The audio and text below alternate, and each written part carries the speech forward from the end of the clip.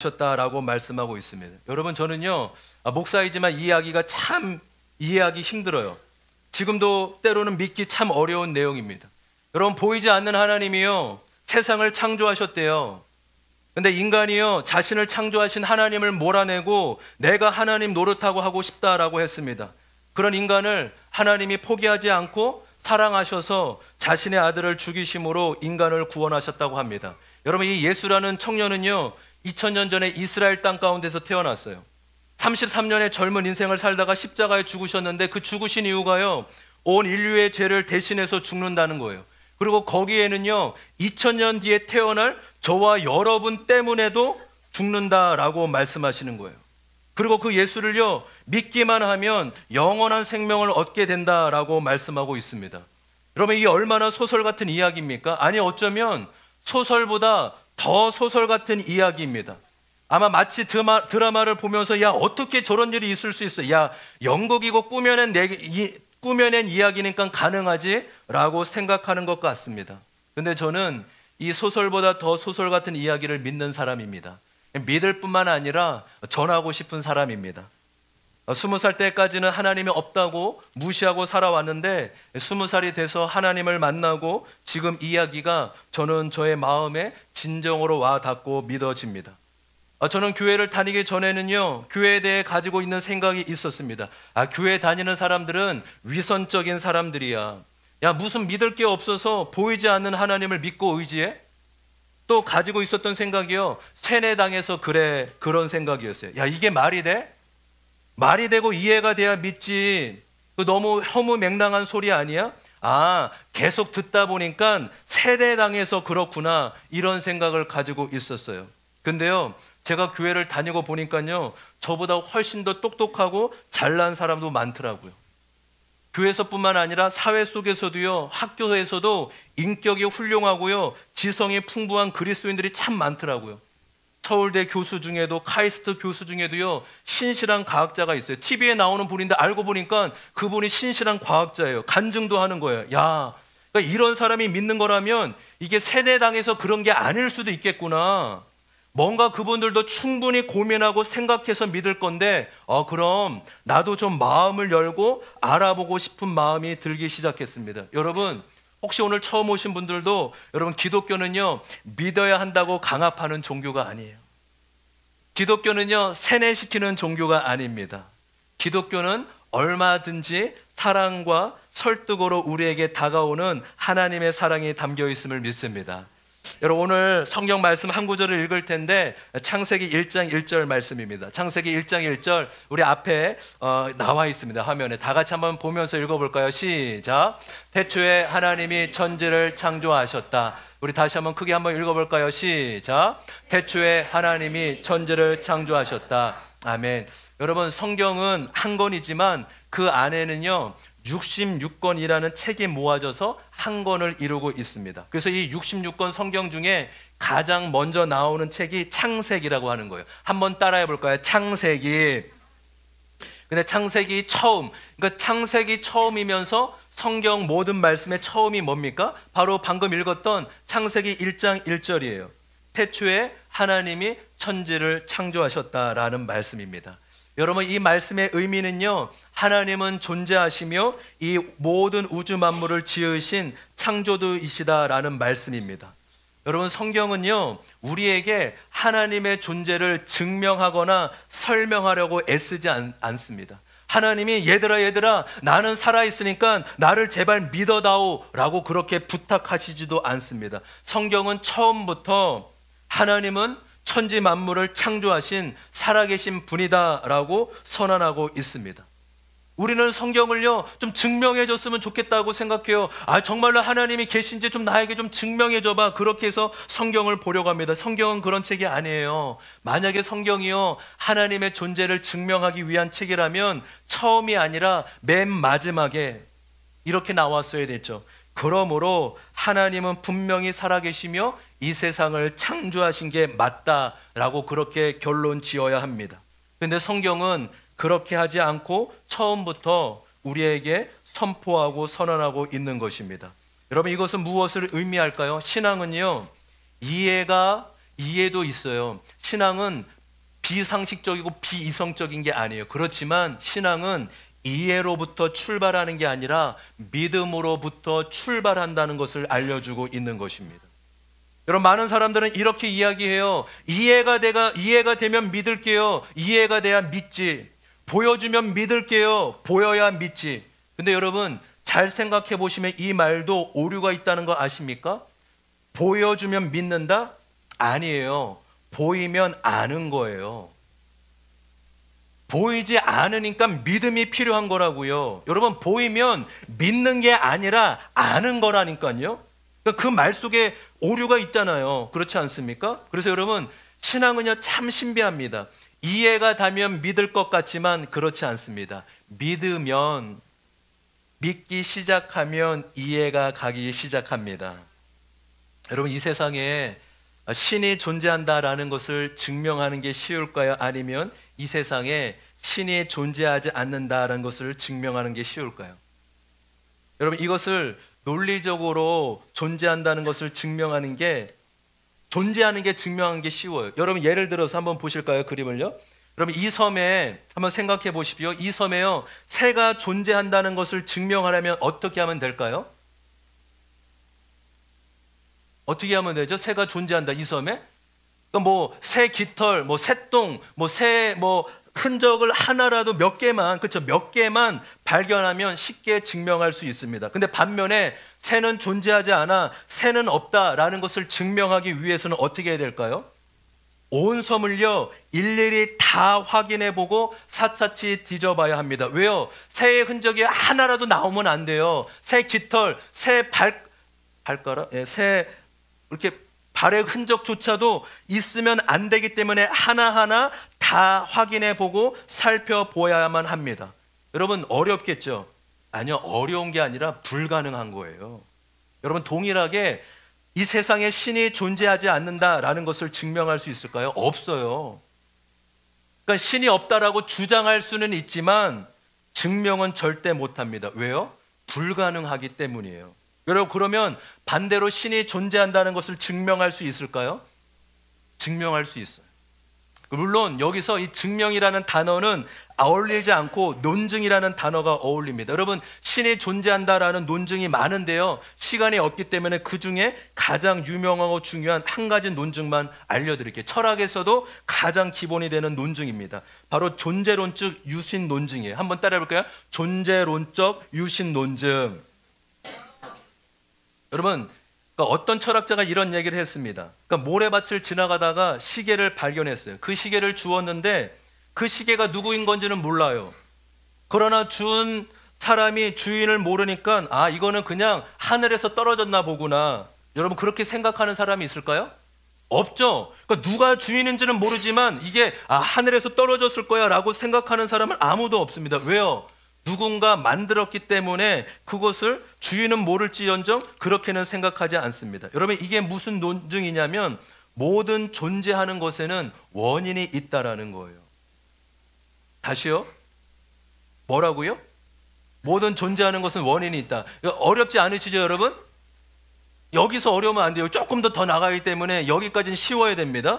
여러분, 그런데 그 존재 원인도 원칙이 있는데 바로 모든 존재의 원인은 타자에게 있다는 거예요. 타자. 야구 타자 말고요. 타자 뭐예요? 자기 외에 다른 존재를 타자라고 하잖아요. 그렇죠?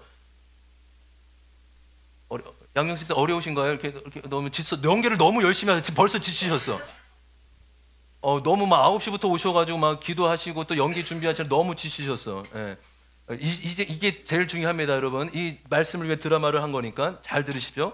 여러분, 존재의 원인이 스스로에게 있는 존재는 있을 수 없어요. 존재하는 모든 것은 타자에 의해 존재하게 됩니다. 그러니까 우리 자신을 좀 예를 들어 볼까요? 여러분, 우리 중에요, 나는 스스로 존재하게 된 사람이 있다라고 하는 사람이 있습니까? 없죠. 만약 나는 스스로 존재하는 사람이야 라고 하면 잘 돌봐줘야 돼요. 그렇죠? 가까운 좋은 병원을 소개해줘야 됩니다. 우리의 존재의 원인은요, 부모님이에요. 그렇죠? 부모님이 우리 애를 낳아주시고 우리를 존재하게 한 원인이죠. 여러분, 그러면 부모님의 존재의 원인은 누구입니까? 할아버지 할머니시잖아요. 그렇죠? 그럼 할아버지 할머니의 존재의 원인은요? 그죠? 증조 할아버지 할머니, 증조 할아버지 할머니의 할아버지의 존재 원인은요. 그죠? 고조 할아버지. 그 위에는 뭔지 그 단어가 있는데 권사님 고조 할아버지 위에 어떻게 부르시죠? 예, 우리는 그냥 고조 할아버지 정도만 우리가 알고 있으면 됩니다. 여러분, 그러면 모든 존재의 원인을 계속 올라가 봅시다. 그러면 시작이 있지 않겠습니까? 그 처음 시작이 없을 수 없잖아요. 그럼 처음 시작은요, 타자가 아니라, 그렇죠? 다른 존재가 아니라 스스로 존재해야만 합니다. 여러분 이해되십니까? 여기까지요? 이 시작을 철학에서는 뭐라고 하냐면 제일 원인이라고 하는 거예요. 한번 따라 볼까요? 제일 원인. 네, 이건 철학에서 다 배우는 거예요. 제일 원인이 있구나. 이 제일 원인은요, 존재 원인이 자신에게 있는 거예요. 그래서 이 제일 원인을 철학적인 용어로 다른 말로는 자존자라고 하기도 하고, 또 다른 말로 신이다라고 말하기도 합니다. 다른 존재에 의해서 존재하게 된 것이 아니라 스스로 존재하게 된 것이죠. 그래서 이렇게 거꾸로 올라가는 거예요. 야, 맞아. 모든 존재하는 것에는 타자가 있구나. 그러면 올라가면 처음 시작이 있을 텐데, 그 처음 시작은 타자에 의해서가 아니라 스스로 존재하는 것이 있어야만 되는 거구나. 이것이 철학적인 논증이에요. 유신 논증이라고 하는 것입니다. 그래서 창조하신 신은 있고 제일 원자는 있는 거구나라고 철학이 그렇게 논증을 하는 것입니다. 그럼 여기서요, 더 중요한 질문이 있습니다. 여러분, 그러면 신이 존재한다는 것을 인정할 수 있지만 그 신이 누구냐 하는 거예요. 여러분, 그 신이 기독교에서 말하는 삼위일체 하나님인지 어떻게 알 수 있느냐라는 질문입니다. 여러분 잘 들으십시오. 이것은요, 증명해낼 수가 없어요. 여러분, 우리는 어떤 하나님을 믿습니까? 우리 창세기 1장 1절에 창조주 하나님을 믿습니다. 또한 우리는 성부, 성자, 성령 삼위 하나님, 삼위일체 하나님을 믿습니다. 여러분, 그러면 우리가 믿는, 기독교에서 믿는 이 창조주 하나님이 이 제일 원인, 자존자인지 어떻게 알 수 있고 증명할 수 있어요? 말씀드린 대로요, 증명 못해요. 이것은 그 어떤 이해와 논증으로도 밝힐 수 없는 것입니다. 그래서 여러분, 신앙은 믿음으로 시작하는 거예요. 신앙은 이해에서부터가 아니라 믿음에서부터 시작되는 것입니다. 여러분, 근데 아십니까? 신앙만이 아니라요, 우리의 삶에요, 많은 부분이 믿음을 전제하고 있다는 거 여러분 아세요? 많은 사람은 이렇게 생각합니다. 빅뱅과 진화론은 과학이고 창조론은 믿음이라고 생각해요. 아니에요, 여러분. 빅뱅과 진화론은 과학이 아니라 가설이에요. 왜요? 실험이 불가능하기 때문이에요. 그때 없었잖아요. 빅뱅 할 때 없었잖아요. 진화할 때 없었기 때문에 실험을 할 수 없기 때문에 증명할 수 없는 거예요. 그래서 법칙이라고 말하지 않고 뭐라고 얘기하죠? 가설, 이론이라고 하는 거예요. 왜요? 증명할 수 없기 때문이에요. 그러니까 무엇을 말씀드리는 거예요? 진화론이나 빅뱅도의 믿음이라는 거예요. 과학이 아니라 나는 빅뱅을 믿어, 나는 진화론이 더 그럴싸한 것다고 믿어, 믿음의 문제이지 과학과 신앙의 문제가 아닙니다. 여러분, 동일하게 하나님의 존재도 말씀드린 것처럼 하나님을 안 믿는 사람은 더 과학적이고, 여러분, 과학자 말이 더 믿을만 합니까? 목사님의 말이 더 믿을만 합니까? 예, 그래도 이렇게라도 마음은 안 그렇지만 이렇게라도 말씀해 주셔서 감사합니다. 우리 대부분의 사람들이 과학자가 훨씬 더 믿을만해, 목사님들은 주장만 하고 뭐 하나님이 계신다고만 하지 뭘 논증을 해, 이렇게 하잖아요, 대부분. 근데 잘 들어보십시오. 하나님의 존재를 나는 하나님 없어, 난 무신론자야. 무신론자도요, 믿음이라고요.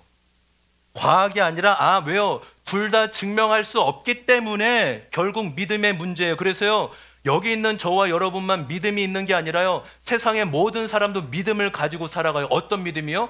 나는 하나님이 없다고 믿어. 물론 그렇게 생각하고는 있지 않지만 마음속에는 나는 하나님이 없다고 믿어. 그렇게 생각하고 그렇게 살아가는 거예요. 여러분, 이 세상에는 우리가 이해하거나 증명이 돼서 아는 것도 많지만 그렇지 않은 것도 참 많습니다.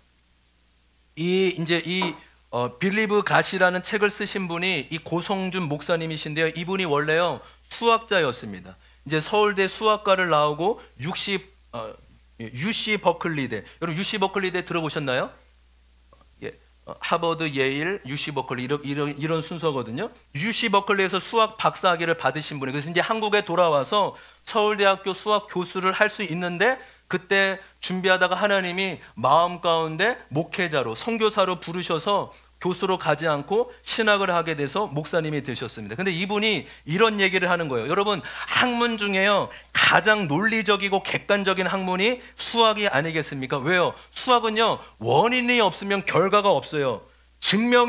증명해야만 결과와 답이 나타나는 학문이잖아요. 그런데요, 이 수학이요, 가장 밑으로 내려가 보면 더 이상 증명할 수 없다는 게 있다라는 거예요. 그것을 수학자들은 공리라고 하는데, 수학자들이 이 공리가 한 10개 정도, 10대까지 정도 찾았다고 합니다. 이 공리는요, 증명이 안 되는 거예요. 근데 그냥 수학 세계에서 우리는 서로 이렇다고 약속하자, 이것이 맞다라고 약속하자라고 하는 거예요. 그래서 이분이 여기에서도 큰 은혜를 받아요. 와, 수학조차도 증명이 안 되는 게 있구나. 믿음을 전제로 하고 있다라는 거예요. 그 밑에, 가장 밑에 공리가 깔려 있는데, 그 공리는 뭐예요? 약속이라니까요. 그 공리는 뭐예요? 믿음을 전제하고 있다라니까요. 여러분, 우리의 삶에요, 우리는 증명돼야지 살아가지, 아니에요. 우리는 믿고 살아가는 게 참 많다라는 거예요. 그래서 저는요, 오히려 기독교가 훨씬 더 정직하고 바르다고 생각해요. 왜요? 처음부터 기독교는 믿음을 얘기해요. 처음부터 기독교는 주장하지 않아요. 믿음을 전제하고 있습니다. 여러분, 요즘에는 학교에서 밥이 다 나오지만 예전에는 엄마들이 다 직접 도시락을 싸줘야 했습니다.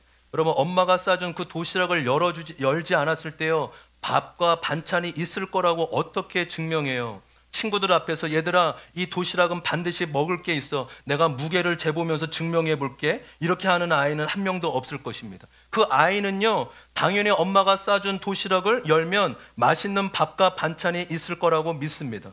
물론 몇 년에 한 번 엄마가 정신이 없으셔서 빈 도시락을 보낼 때도 있습니다. 그렇죠? 그런 경험 있잖아요. 그렇죠? 그런 친구들도 있고요. 아이는요, 도시락이 엄마가 싸줬을 거라고 증명해서가 아니라 자연스럽게 믿고 여는 거예요. 여러분, 지금은 먼 지방을 갈 때 내비게이션이 있어서 편하게 가지만 예전에는 어떠했습니까? 그렇죠? 지도나 약도가 있었어요. 그 누군가 약도를 그려서 한번 보실까요? 그렇죠? 약도를 보고 누가 그려주는 거예요. 여기 이거 보고 잘 찾아오세요. 여러분, 아는 길을 갈까요? 모르는 길을 갈까요? 모르는 길을 가니까 약도를 받는 거잖아요. 그렇죠? 그렇죠? 그러면 약도를 알고 갈까요? 믿고 갈까요? 다시요. 아주 중요한 부분입니다, 지금. 그러니까 약도를 받았어요. 여기로 오라고. 모르고 가는 거예요. 그러면 이분이 이 약도를 알고 가는 거예요? 믿고 가는 거예요? 그렇죠. 이건 당연하잖아요. 믿고 가는 거예요. 그런데 약도를 믿고 가니까 결국 그 지점에 도착하게 되었습니다. 이처럼 출발은 믿음으로 하지만 도착했으면 그 믿음이 사실로 밝혀지게 되는 거예요. 여러분, 이것이요, 신앙생활의 원리와 같습니다. 하나님을 이해하면 믿겠다? 여러분, 이거는요, 접근이 틀린 거예요. 믿고 가는 거예요. 잘 이해가 되지 않고 다 설명이 되지 않아도 믿고 가보는 것입니다. 그런데요, 놀라운 건 뭔지 아세요? 믿고 가다 보면 하나씩 하나씩 경험하게 되는 거예요. 내가 믿는 하나님이 살아계시는구나. 내가 말씀대로 한번 따라해 보니까 정말 하나님이 오르신 분이시구나. 정말로 내가 한번 기도해 보니까 하나님이 귀를 기울이시고 내 기도를 들으시고 도와주시는 분이구나. 이렇게 하나씩 경험하면서 이해가 되기 시작하는 겁니다. 여러분, 그래서 신앙생활에서 이 순서가 바뀌면 안 돼요. 이해하면 믿어야지가 아니라 믿으면 이해가 되기 시작하는 것입니다. 성경의 처음이 그렇잖아요. 우리 아까 말씀드린 대로 성경은 처음부터 하나님의 존재와 창조를 선포하고 있지 않습니까? 하나님 우리에게 말씀하시는 거예요. 나를 믿으면 이해하기 시작할 거야. 나를 믿고 따라오면 그 끝이 반드시 옳고 맞다는 것을 너희가 직접 경험하게 될 거야 라고 말씀해 주고 있습니다. 마지막으로 제 얘기를 잠깐 말씀드리고 마치도록 하겠습니다. 교회를 다닌 지 3개월이 되었을 때, 그러니까 20살 98년 2월 정도 되었던 것 같아요. 처음으로 겨울 수련회를 가게 되었습니다. 뭐 놀고 싶고 한 4교회 정도 작은 교회가 연합 수련회라 뭐 교회 와서 뭐 여러 친구도 사귀고 싶고 그런 마음이었습니다. 그런데 첫째 날 저녁 집회인가 둘째 날 저녁 집회에 말씀을 듣고 기도회를 갔는데 이런 찬양을 부르는 거예요. 만왕의 왕 내 주께서 왜 고초당했나. 그 후렴에 이런 가사가 있습니다. 십자가 십자가 내가 처음 볼 때에 나의 맘에 큰 고통 사라져 오늘 믿고서 내 눈 밝았네 참 내 기쁨 영원하도다. 이 찬양은 제가 교회 3개월 다니면서 처음 불렀던 찬양인 것 같아요. 여러 번 반복해서 부르다가 두 가사가 저의 마음에 들어왔습니다. 바로 십자가 십자가 내가 처음 볼 때라는 가사. 저는 십자가의 의미를 잘 몰라요. 교회를 다닌 지 3개월 정도밖에 되지 않았어요. 아, 내가 십자가를 처음 보는 사람과 같구나라는 마음이 들었어요. 그리고 또 이어서 또 다른 단어가 제 마음에 들어왔습니다. 오늘 믿고서 내 눈 밝았네. 아, 오늘이 중요하구나. 지금이 중요하구나. 다 이해하지 못하고 다 알지 못해도 이것을 믿고자 하면 받아들이면 내 영적인 눈이 밝아지구나.